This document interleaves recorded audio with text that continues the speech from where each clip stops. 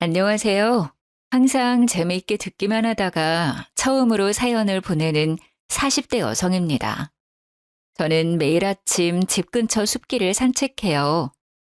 산책하면서 계절의 변화를 느끼고 다양한 꽃과 나무를 보게 되는데 가만히 보니까 꽃마다 아름다움을 뽐내는 시기가 다 다르더라고요.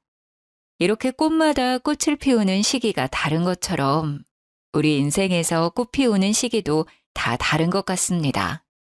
누군가는 젊은 시절이 가장 행복했고 또 다른 누군가는 60살, 70살이 돼서야 인생의 황금기를 맞이하는 것 같아요. 혹시 여러분의 인생의 꽃은 이미 피었나요? 아니면 아직인가요? 저는 지금이 제 인생의 꽃이 피는 시기인 것 같습니다. 요새는 하루하루가 그 어느 때보다 소중하고 행복하거든요. 그러나 저는 원래 행복하지 않았습니다. 오늘은 제 행복의 꽃을 피우기 전까지 겪었던 일들을 여러분께 이야기해 볼까 해요. 저에게는 2살 터울의 자녀가 있고 시어머니를 모시고 살며 시어머니와 함께 반찬 가게를 운영하고 있습니다. 사실 시어머니는 처음에 저를 아주 싫어했어요. 유난히도 무더웠던 10년 전의 여름날, 저는 결혼 후 처음으로 시댁에 인사드리러 갔습니다. 그곳엔 시어머니와 저보다 3살 많은 손위 신우가 있었는데요. 나는 너가 하나부터 10까지 마음에 다 들지 않는다. 그래도 우리 순철이가 너 없으면 못 살겠다고 하니까 어쩔 수 없이 허락한 거야. 그러니 앞으로 살면서 나에게 며느리나 가족으로 인정받을 생각은 꿈에도 하지 말아라. 대쪽 같은 우리 엄마 성격에 널 쫓아내지 않고 결혼시킨 것만으로도 감사하게 생각해. 솔직히 너가 인물이 뛰어나기를 하니 아니면 순철이처럼 좋은 회사에 다니기를 했니? 그런다고 잘 사는 친정에 있는 것도 아니고. 솔직히 엄밀히 따지면 넌 고아잖아. 그러니까 앞으로 이 집에서 너는 있는 듯 없는 듯 조용히 살아. 알겠어? 에이, 다들 왜 이러실까? 우리 현이는 엄마랑 잘해본다고 학가까지 생각하고 이 집에 들어와서 산다잖아. 솔직히 그게 어디 쉬운 일이야? 그 마음만이라도 예쁘게 좀 받아줘요. 너는 지금 결혼했다고 네 아내 편드는 거냐? 나는 그런 팔불출아들 절대 못 본다. 그리고 제가 순수한 의도로 나랑 같이 산다고 하는 거겠니? 친정 부모 없고 마땅히 오갈 데도 없으니 그냥 이 집에서 산다는 거겠지. 아니냐? 무슨 말을 그렇게 심하게 해. 솔직히 나는 분가해서 살자고 했어요. 그런데 현이가 같이 살면서 엄마랑 진짜 가족이 되고 싶다고 해서 이런 거라고요. 그러니까 현이한테 마음 좀 열어줘요. 김순철, 한 번만 더 그렇게 네 아내 편들면 앞으로 네 아내는 더 힘들어질 줄 알아? 그리고 이연이 너는 지금 여기 서서 뭐하니?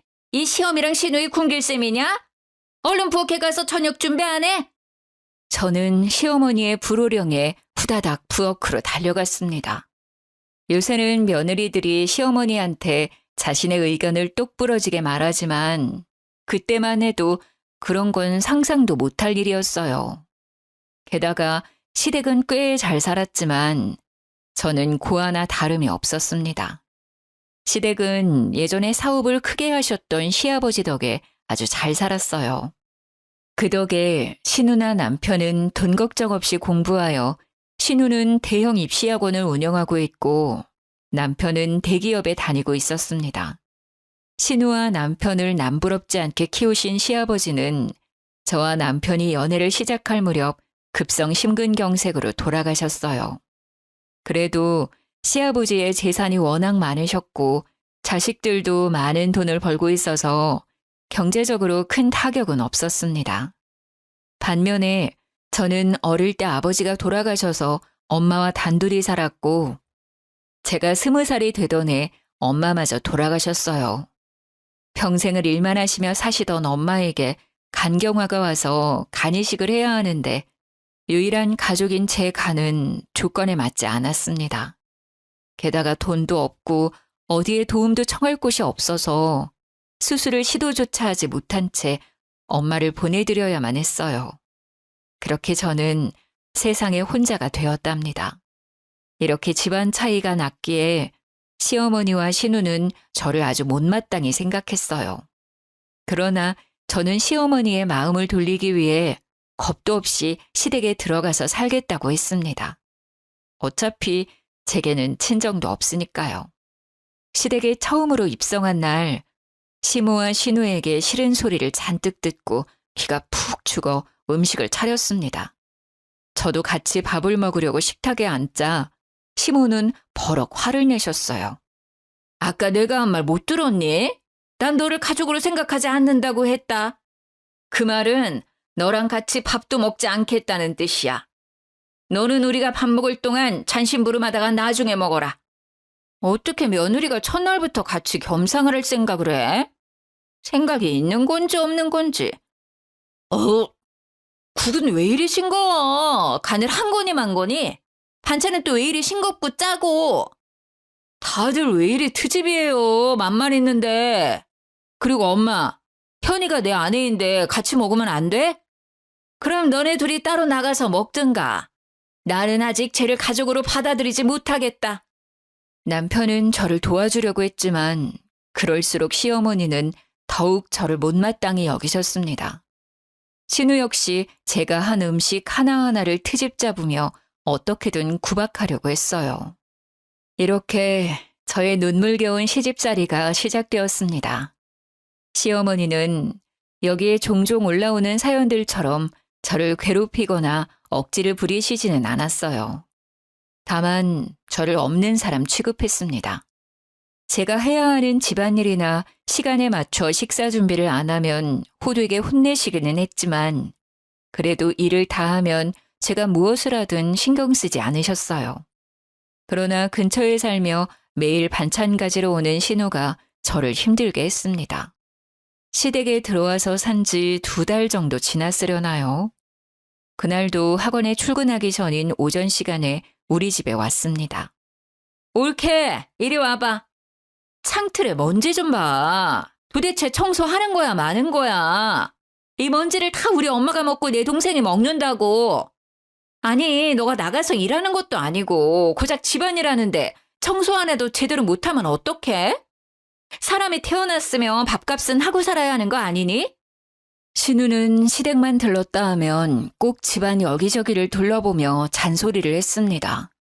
저는 어머니 눈치가 보여 신우에게 대들지도 못했죠. 어차피 제가 사는 집이니 당연히 청소는 깨끗이 해야 한다고 생각하고 말았죠. 그러던 어느 날 신우가 제게 웬 도시락통 하나를 건넸어요. 이제 매일 너가 내 도시락 좀 싸. 갑자기 웬 도시락을 싸요? 이번에 학원 규모가 커지면서 선생님이 없어서 나도 강의하느라 저녁 먹으러 나갈 시간이 없네. 그래서 너가 내 도시락 좀 싸야겠어. 사실 시어머니가 갓 지은 밥만 드시고 반찬이나 국도 냉장고에 한번 들어갔다 나오면 드시지를 않으셔서 끼니마다 새로운 밥과 반찬을 해야만 했습니다. 그래서 항상 냉장고에는 바로 해먹을 수 있도록 식재료들이 가득했지요. 음식이야 매번 하는 것이니 충분히 할 수는 있는데 매번 반찬들을 다 가져가면서 자기 도시락조차 싸지 않으려고 하는 신우가 너무 얄미워 보였습니다. 저도 어머니 식사 챙기고 집안일 하느라 바빠요. 그리고 형님, 매번 제가 한 반찬들 다 가지고 가시잖아요. 그거로 형님이 직접 도시락 싸세요. 더 많이 컸다? 형님이 시키면 그냥 네 하면 될 것이지 어디서 지금 말대답이야? 신우의 앙칼진 목소리에 방에서 쉬시던 시어머니가 나오셨습니다. 이게 지금 무슨 소란이냐? 순자 너는 왜 큰 소린데? 내가 쟤한테 도시락 싸달라니까 제가 못하겠다잖아. 엄마, 쟤 요새 너무 편한가 봐. 신우의 무서운 줄도 모르고 말이야. 너는 그냥 도시락 싸달라고 하면 알겠다고 할 것이지 뭘 그리 소란을 만들어. 오늘부터 무조건 너가 순자 도시락 싸도록 해라. 이 일로 더 말 나왔다가는 집에서 쫓겨날 줄 알아? 시어머니는 역시 신우 편이었고 이 집에서 쫓겨나면 오갈 데가 없던 저는 그날부터 신우의 저녁 도시락을 챙겨야 했습니다. 그리고 다음 날 집 청소를 하고 있는데 이번에는 신우가 웬 보따리 하나를 제게 던졌어요. 요새 강의 끝나고 집에 오면 밤 11시야. 너무 시간이 늦기도 하고 피곤해서 말인데 네가 내 속옷 좀 빨아. 내 속옷 다 실크라서 세탁기에 돌리면 안 되고 무조건 손빨래해야 해. 속옷, 손빨래요? 아니 형님, 인간적으로 본인 손빨래는 본인이 직접 하셔야 하는 거 아닌가요? 저한테 속옷 보이기 부끄럽지 않으세요? 저는 되게 부끄러울 것 같은데. 같은 여자끼리 뭐가 불편해. 그리고 이 집의 집안일은 당연히 며느리인 네가 해야 하는 거 아니야? 신우는 본인이 입던 속옷까지 손빨래하라고 명령하는데 죽어도 그 일은 못하겠더라고요. 솔직히 도시락이야 매일 하는 음식을 통만 바꿔서 담는 것이니 충분히 하겠지만 속옷 손빨래는 아니잖아요. 그래서 저는 못하겠다고 했고 당연히 신우는 이번에도 불같이 화를 냈고 그 소리에 어제처럼 시어머니가 오셨습니다. 왜 또 소란이야? 무슨 일인데? 내가 쟤한테 내 속옷 빨래하라니까 싫다네. 이 집에 며느리로 왔으면 당연히 내 속옷 빨래도 해야 하는 거 아니야? 저는 이번에도 당연히 시어머니의 불호령이 떨어질 줄 알았습니다. 그런데 시어머니의 말은 의외였어요.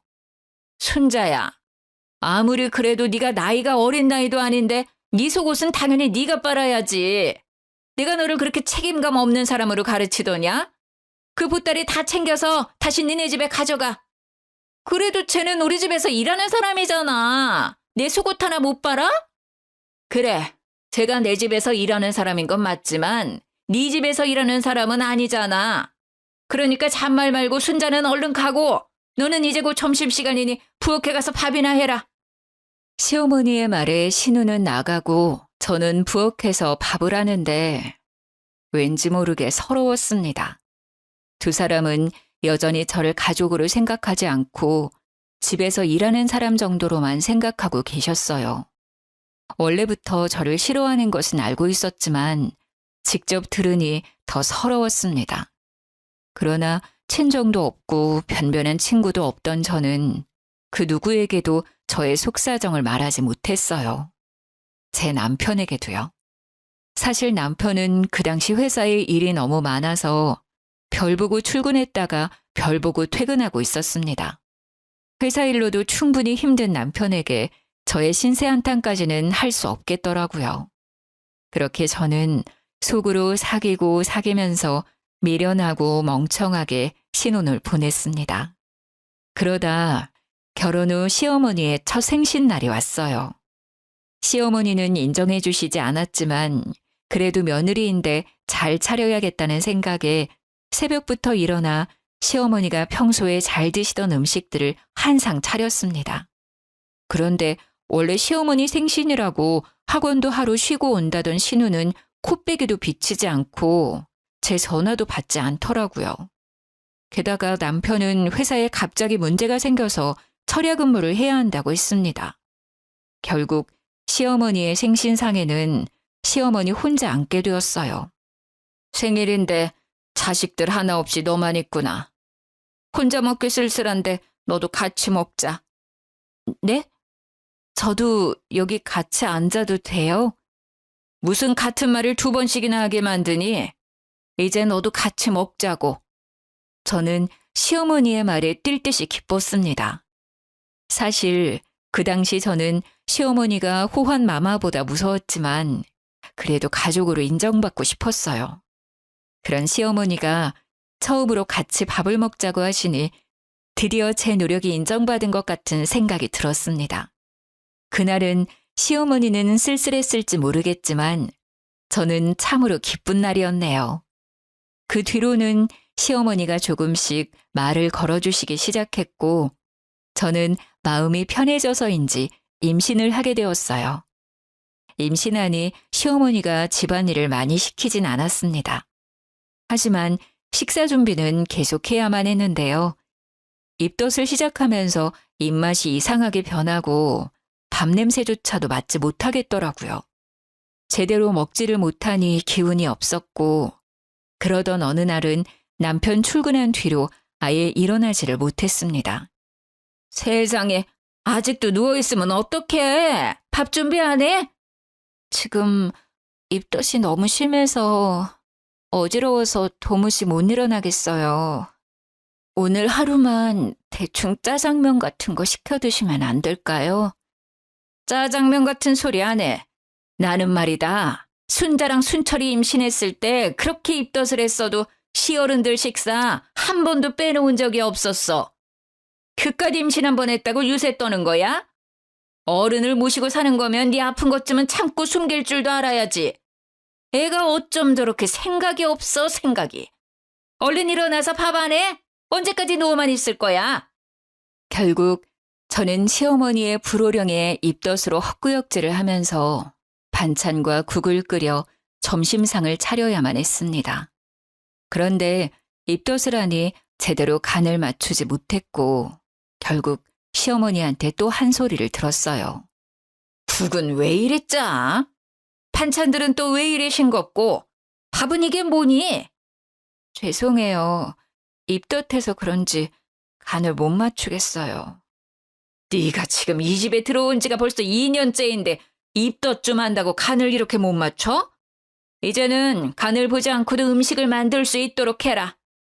제가 무슨 장금이도 아니고 간을 보지 않고 어떻게 음식을 만들어낸답니까? 그러나 시어머니는 저의 이런 속도 모르고 음식이 간에 맞지 않으면 크게 혼을 내셨어요. 그래도 다른 집안일은 시어머니가 다 해주셨는데 신우는 그게 정말 싫었나 봅니다. 하루는 제가 설거지를 하는 대신 시모는 거실을 청소하고 있었는데 그때 신우가 온 거예요. 엄마가 청소하는 거야? 야, 너 지금 임신했다고 감히 시어머니한테 집안일을 시켜? 미쳤어? 순자야, 그냥 둬라. 내가 운동할 겸 해서 청소하는 거야. 현이도 지금 설거지하느라 바쁘잖니. 집에 일하는 사람이 있는데 엄마가 왜 집안일을 해? 제가 설거지 다 하고 청소하면 되지. 신우는 크게 화를 내며 내 머리채라도 잡을 기세였지만 시모가 막아주셔서 다행히 큰 화는 면했습니다. 그 뒤로도 저만 보면 신우짓을 하려 했지만 그럴 때마다 어머님이 화내는 형님을 뜯어 말렸어요. 이렇게 마음을 많이 열어주신 시어머니 덕에 저의 결혼 생활은 점점 편해졌습니다. 그 뒤로 저는 둘째를 낳고 그 아이가 4살 정도 되었을 때였어요. 여전히 신우는 학원 원장으로 잘 나갔고 남편은 일이 더 바빠져 집에 아예 못 들어오는 날도 꽤 있었습니다. 엄마, 이거 호텔 뷔페 식사권인데 이번에 엄마 친구들이랑 가서 식사하셔. 현이 너도 같이 가서 먹든가.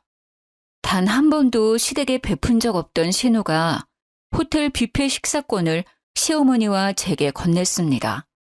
돈은 많이 벌지만 가족들에게는 한 푼도 쓰지 않는 사람이 무슨 일로 이렇게 좋은 것을 주나 싶어 조금 이상했어요. 현이가 나 따라와봤자 좋겠니? 그냥 혼자 친구들이랑 가마. 현이 너는 집에서 쉬어라. 그래도 같이 가. 친구들한테 며느리도 보여주고 좋지 뭐. 그리고 엄마 혼자 갔다가 길이라도 헤매면 어째? 신우는 걱정하는 표정을 지으며 자꾸 저더러 같이 가라고 하길래 어쩔 수 없이 그러겠다고 말했죠. 다음 날 저는 시모를 모시고 가려고 했으나 시모 역시 그냥 혼자 다녀오는 것이 마음 편하다며 나가셨죠. 그렇게 1시간 정도 지났으려나요? 누군가 집 비밀번호를 누르더라고요. 벌써 시어머니가 오셨나 했는데 나가보니 신우였습니다. 뭐야? 너 엄마랑 밥 먹으러 안 갔어? 네가 왜 집에 있어? 아, 그게 어머니가 혼자 가시는 것이 더 편하시다고 해서요. 신우는 대답도 듣지 않고 후다닥 어머니 방으로 들어가 버렸습니다. 뭔가 이상해서 몰래 지켜보니 신우는 장롱 서랍을 뒤지고 있었고 서랍 깊숙한 곳에 숨겨졌던 시어머니의 통장과 도장을 꺼내서 자신의 가방에 넣더라고요. 어머, 형님, 그거 어머니 통장 아니에요? 그걸 왜 가져가요? 내가 가져가든 말든 네가 무슨 상관이야. 내가 이 집 딸인데 당연히 엄마 돈 좀 가져갈 수 있는 거지. 그래도 이거 어머니 돈인데 어머니한테 허락은 받고 가져가셔야죠. 아무리 가족의 통장이라도 막 가져가면 그것도 도둑질이에요. 뭐? 도둑질? 너 말 다 했어? 내가 좀 이따가 엄마한테 직접 말할 거야. 그럼 아직 어머니께 말씀도 안 드렸다는 거네요? 혹시 몰래 통장 가져가시려고 저랑 어머니한테 호텔 뷔페 식사권을 주셨어요?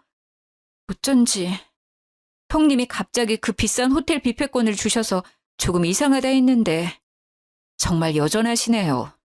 저는 일부러 말을 걸면서 신우가 집 밖으로 나가지 못하게 붙잡았고 얼마 지나지 않아 시어머니가 집에 오셨습니다. 엄마, 아니 왜 벌써 들어와? 밥 먹으러 안 갔어?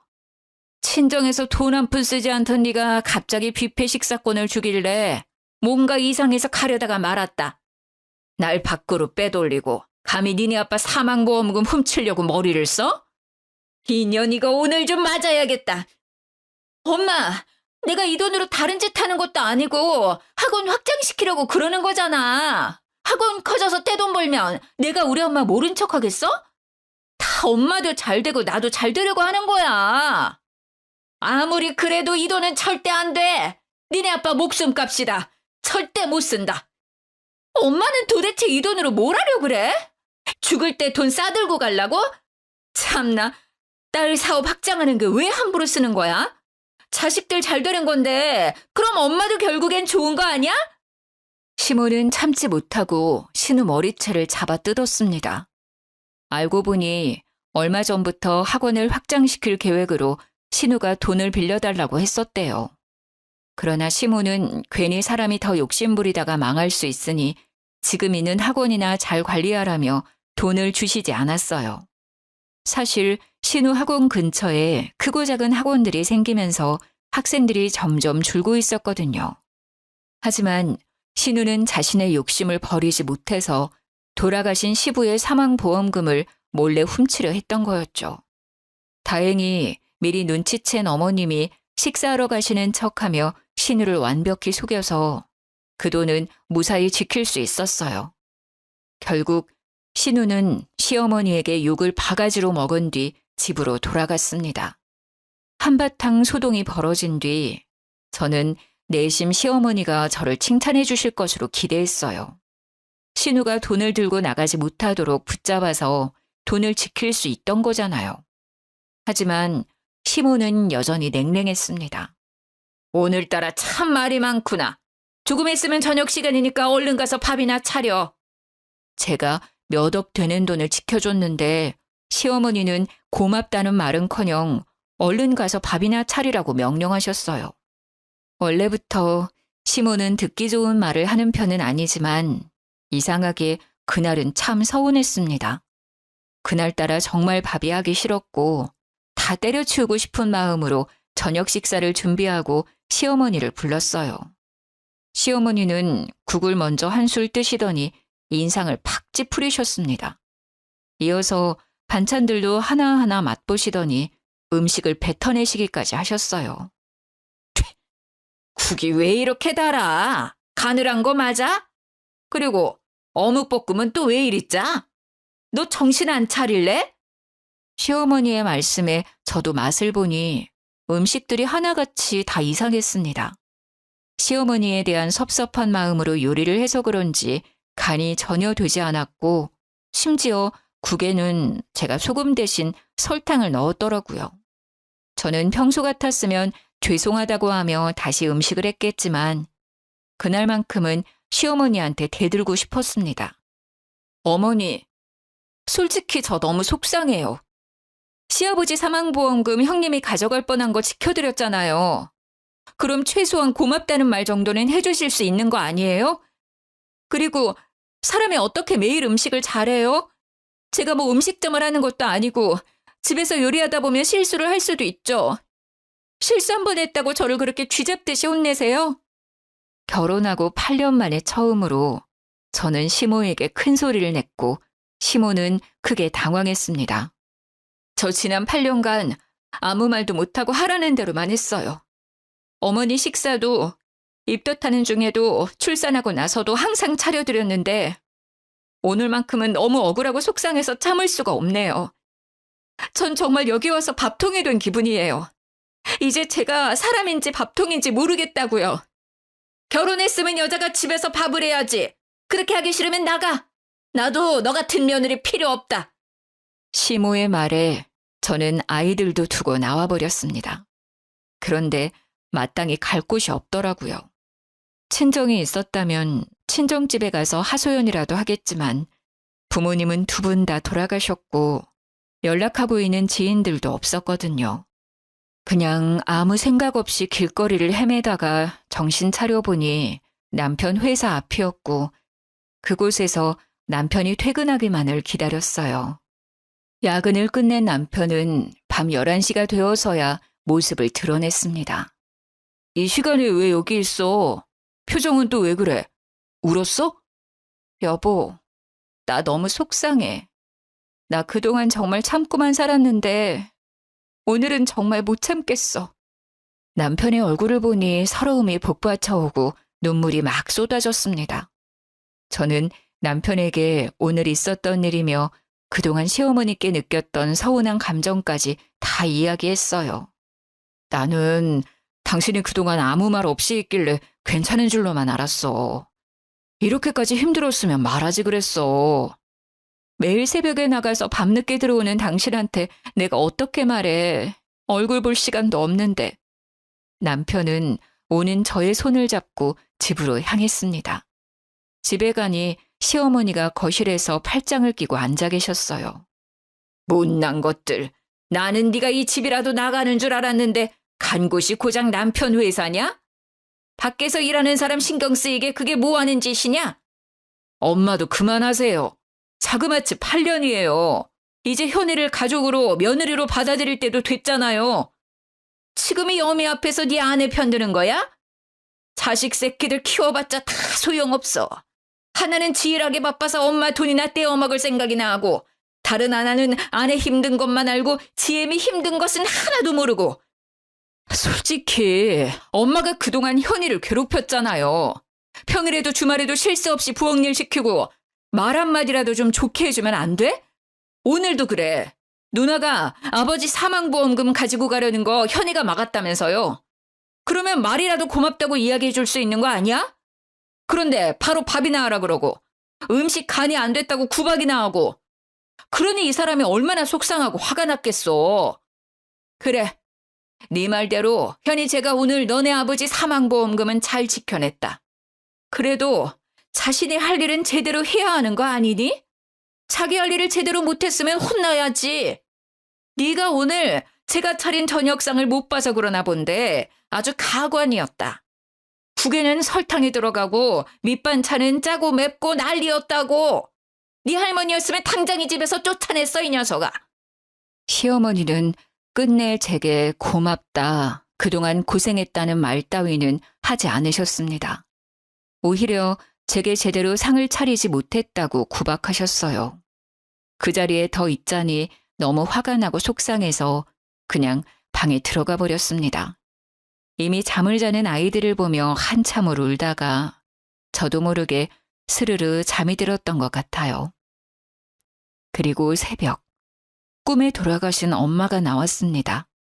엄마는 제 손을 꼭 붙잡았는데 엄마의 입은 웃고 있지만 눈에는 눈물이 가득 맺혀 있었고 저는 엄마의 손을 붙잡고 펑펑 울다가 잠이 깼어요. 다시 잠을 자려고 했지만 잠이 들지 않아 거실로 나갔는데 시어머니의 방에서 끙끙 앓는 듯한 소리가 들렸습니다. 문을 살짝 열어보니 시어머니가 어딘가 많이 아파 보이셨고 깜짝 놀란 저는 황급히 남편을 깨워 응급실로 향했어요. 의사 선생님은 입원을 해서 정밀검진을 하자고 하셨고 검진 결과 돌아가신 친정엄마처럼 간경화라는 진단을 받았습니다. 이미 많이 진행된 상태라 간이식 수술까지 해야만 하는 상황이었죠. 일단 급한 대로 저와 남편이 먼저 공여자 검사를 받았고 신우한테도 연락을 했는데 전화를 받지 않아 급한 대로 문자라도 남겼습니다. 하지만 신우는 그 뒤로도 아무 연락이 없었어요. 며칠 후 저와 남편의 공여자 검사 결과가 나왔는데 남편은 조건에 부합되지 않았고 제가 공여자로 적합했습니다. 그리고 그날 연락이 되지 않던 신우가 찾아왔어요. 올케 간이 적합하다고? 그럼 올케가 우리 엄마한테 간 이식하면 되겠네. 아무리 그래도 내가 어떻게 며느리의 간을 받니? 이 사실 알면 세상 사람들이 나 못된 시험이라고 욕해. 제가 일가 친척이 있는 것도 아니고 뭐 어때? 어차피 고아잖아. 지금 일하는 것도 아니고 아기도 다 낳았는데 못할 게 뭐야? 누나도 결혼하고 아기도 낳고 그 아이가 혼자 학교도 다니니까 손 갈 일 많이 없겠네. 그럼 누나가 간이식 해줄 수 있는 거 아니야? 그리고 이런 일은 당연히 자식들이 해야지. 왜 현이한테 그래? 누나는 일단 이런 이야기 하기 전에 가서 공여자 검사나 먼저 받아. 나는 바쁘잖아. 학원 운영도 해야 하고 우리 형진이 뒷바라지해야 해서 안 돼. 그리고 간이식 해줄 수 있는 할 일 없는 제가 있는데 왜 바쁜 내가 굳이 시간을 쪼개서 그런 검사를 받니? 형님은 아들이 형진이 하나 있지만 저는 정우, 정민이 두 아이가 있어요. 게다가 정민이는 아직 4살밖에 안 됐고 둘 다 학교도 안 다녀요. 자꾸 저한테 할 일 없다고 하시는데 4살, 6살 두 아이 보는 것만으로도 하루가 정신 없다고요. 그래서 우리 엄마한테 간 주기 싫다고? 머리가 있으면 생각을 해봐. 네가 나만큼 돈을 벌 수 있어? 그러면 나도 깔끔하게 인정하고 공여자 검사 받고 맞으면 내가 수술할게. 근데 아니잖아. 너보다 내가 훨씬 더 생산적이고 효율적인 일을 하고 있다고. 그럼 덜 효율적인 일을 하는 네가 당연히 간을 내줘야 하는 거 아니야? 아, 구박하고 날 미워하던 시어머니한테 네 간 내주려니까 하기 싫은 거구나. 사실 저희 엄마도 간경화가 오셨고 간이식을 받지 못해 돌아가셨어요. 그런 엄마 생각이 나서 저 시어머니한테 충분히 간이식 할 수는 있어요. 그런데 제가 이 집 며느리라는 이유만으로 당연히 제가 해야 한다는 식의 생각은 하지 말아주세요. 자식이라고 해서 당연히 간이식을 하지는 않잖아요. 형님처럼. 너 지금 말에 뼈가 있다? 내가 뭐 하기 싫어서 안 하니? 하루라도 학원 문 닫으면 손해가 얼만 줄 알아? 네가 그거 다 보상해 줄 거야? 그만해라. 시끄럽다. 아픈 사람 앞에서 뭐 하는 짓이야? 그리고 순자 너, 나 솔직히 이번에 너한테 실망했다. 간이식을 하고 안 하고를 떠나서 일단 엄마가 아파서 응급실에 실려왔다고 하면 얼굴은 당연히 비춰야 하는 거 아니니? 요새 시험 기간이라 엄청 바쁘다고. 잠도 제대로 못 자는데 어떻게 와? 그래도 엄마 안 돌아가시고 별일 없이 계시잖아. 쟤한테 간이식도 받고 그럼 됐지 뭐. 이게 그렇게 혼날 일이야? 엄마 입에서 실망이라는 단어를 들을 일이냐고. 뭐라고? 이 인연이 내가 지금 기가 막혀서 말이 다 안 나오는구나. 꼴 보기 싫으니까 너 당장 나가. 엄마, 지금 나를 쫓아내는 거야? 엄마 말대로 나 나갈게. 잘 됐네. 안 그래도 시험 기간이라 바쁜데 가서 일이나 하면 되겠어. 신우는 그렇게 나가버렸고 그 뒤로 연락이 되지 않았습니다. 그리고 저는 엄마에게도 드리지 못했던 제 간을 시어머니한테 드리게 되었어요. 간이식 수술을 앞두고 돌아가신 엄마 생각에 마음이 아팠지만 그래도 좋은 마음으로 수술대에 올랐습니다. 다행히 수술은 무사히 잘 끝났고 저와 시어머니의 회복도 생각보다 빨랐어요.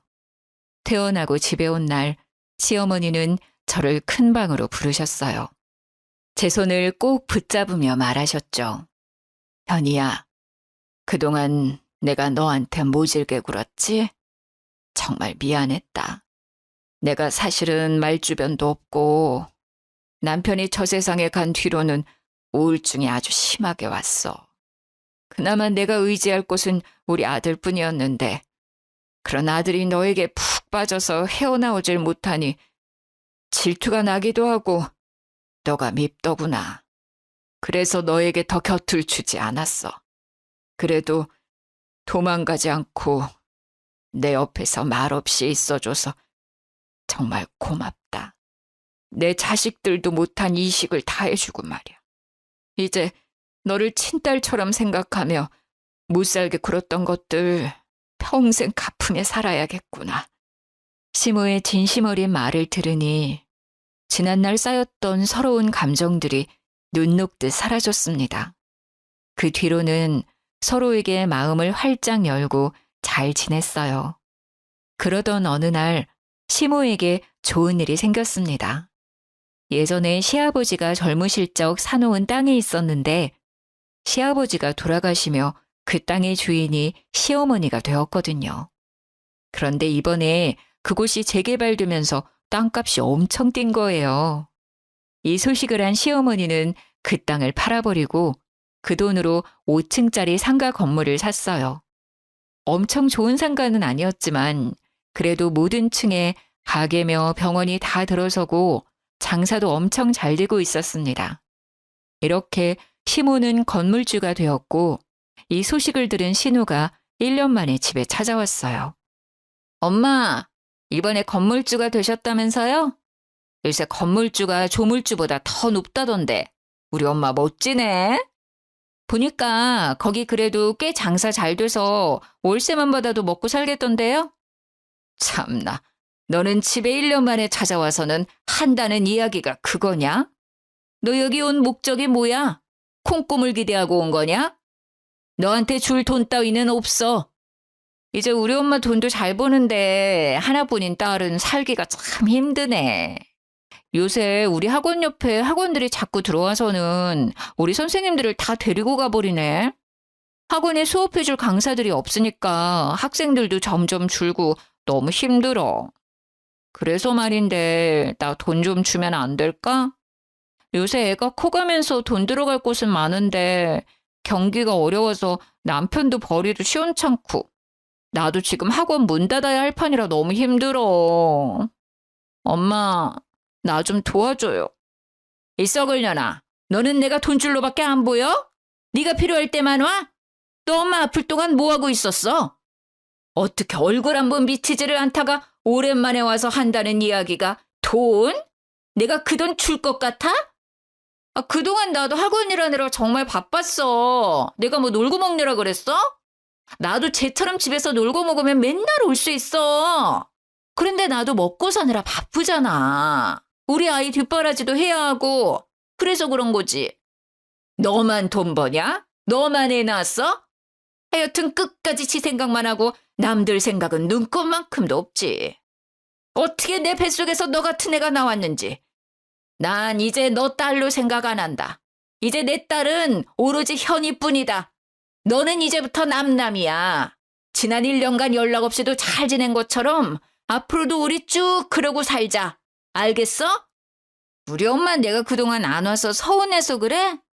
앞으로 자주 올게요. 그러니까 나 돈 좀. 썩 꺼지지 못해? 나가!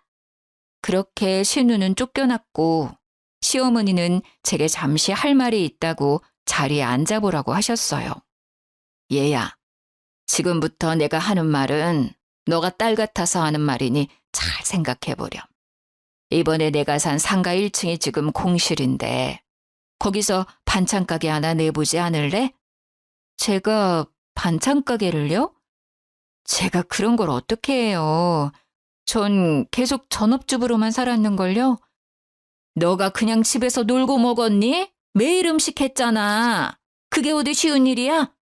그리고 나 입맛이 까다로운 사람이라 어지간한 음식점 음식들은 다 입에 맞지 않는데 너의 음식은 맛있더구나.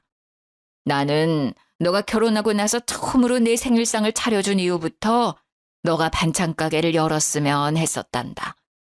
그런데 요새 같은 시대에 그저 그런 음식 솜씨로 반찬 가게 열면 성공하기 힘들잖니. 그래서 일부러 너한테 음식에 대해서는 아주 모질게 대했던 거야. 그동안 입덧해도 지독하게 음식을 만들도록 시켰던 건 제 손맛이 좋아서였다는 걸 처음 들었는데요. 어머니는 제가 반찬 가게로 성공했으면 하는 마음으로 1년 365일 내내 제게 그래도 독하게 음식을 시켰던 거였죠. 하지만 집에서만 음식을 만들던 제가 막상 반찬을 만들어 팔 생각을 하니 차마 용기가 나지 않았습니다. 아무리 그래도 그건 못하겠어요. 저는 그렇게 장사할 만한 실력은 아닌 것 같아요. 아니야. 너 정도 실력이면 충분히 가게 내볼 만해. 너가 내 상가에서 반찬 가게를 낸다고만 하면 임대료 월세 같은 것 1원 한 푼도 받지 않을 테니까 한번 시작이나 해보렴.